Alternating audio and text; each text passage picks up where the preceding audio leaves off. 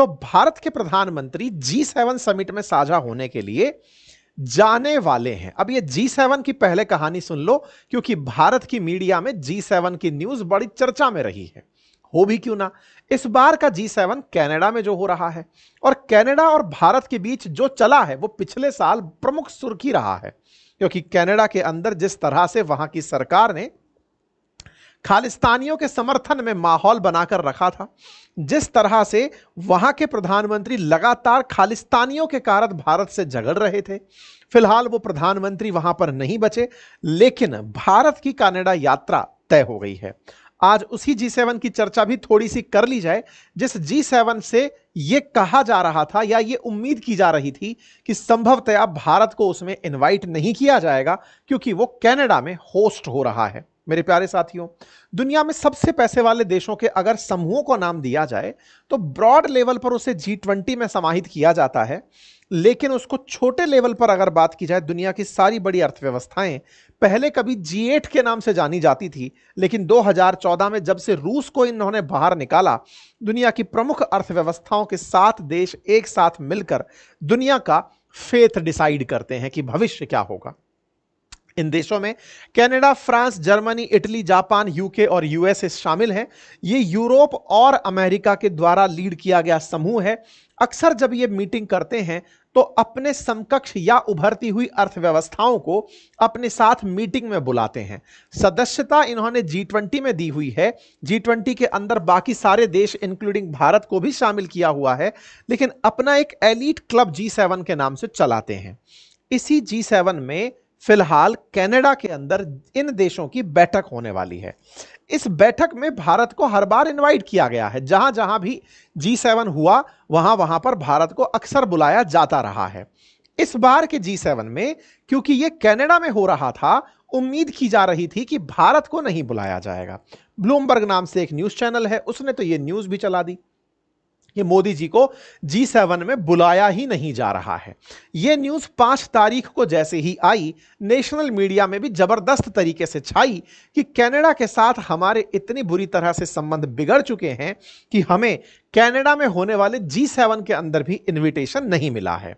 एक ही दिन बीता था, अगले दिन प्रधानमंत्री खुद अपना ट्वीट से जानकारी साझा करते हैं कि मैं बताते हुए बड़ा खुश महसूस कर रहा हूं कि मुझे मार्क कार्नी, जो कि कनाडा के नए पीएम हैं, उनकी तरफ से कॉल रिसीव हुआ है और मुझे G7 समिट का इनविटेशन दिया गया है।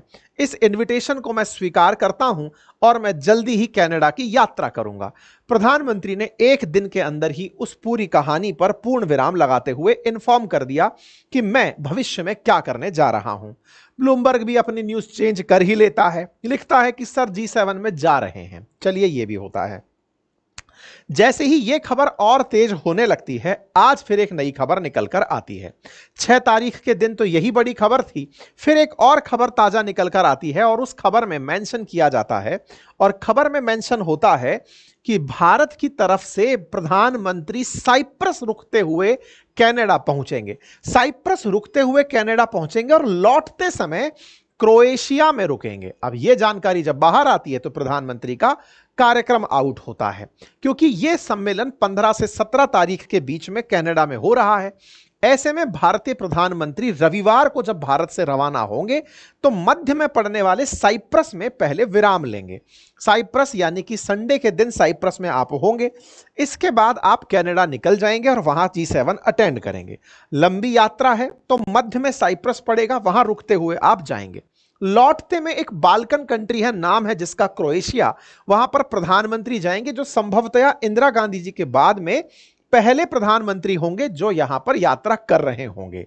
यानी इंदिरा गांधी जी की यात्रा के बाद क्रोएशिया, कोई बाल्कन कंट्रीज में कोई भारतीय प्रधानमंत्री नहीं गया, आप जा रहे होंगे। तो इधर से जाते समय साइप्रस, फिर कनाडा, लौटते समय वहां से क्रोएशिया और फिर इंडिया, इस तरह से यात्रा होगी।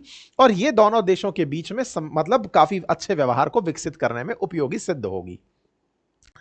भारत से कनाडा जाने के लिए वैसे भी रूट काफी लंबा है, एक साथ में इतना दूर यात्रा करना, लगभग 20-22 घंटे की यात्रा संभव, मतलब 20-22 घंटे की यात्रा है। ऐसे में बीच में रुकने के ऑप्शंस में सामान्यतया यूरोप को ट्रीट किया जाता है। अगर एक साथ में लंबी यात्रा ना करनी हो तो यूरोप में कहीं हॉल्ट लिया जाता है। जनरली ऐसा होता है कि यूरोप के भी अगर आपको यूके, आयरलैंड, फ्रांस, पुर्तगाल यहां जाना हो तो पहले टर्की के अंदर हॉल्ट लिया जाता था। आजकल जब से टर्की के साथ मामला बिगड़ा है तो फिर ग्रीस एंड ऑल इन देशों के अंदर फिर स्टे लिया जाता रहा है, या फिर इधर से यहां पे अपने मिडिल ईस्ट के अंदर कहीं ब्रेक ले लिया, फिर यूरोप की यात्रा की जाती रही। और अगर अमेरिका तक पहुंचना है तो उसके लिए यूरोप के अंदर एक हॉल्ट लिया जाता है, क्योंकि 20-22 घंटे की फ्लाइट काफी लंबी हो जाती है।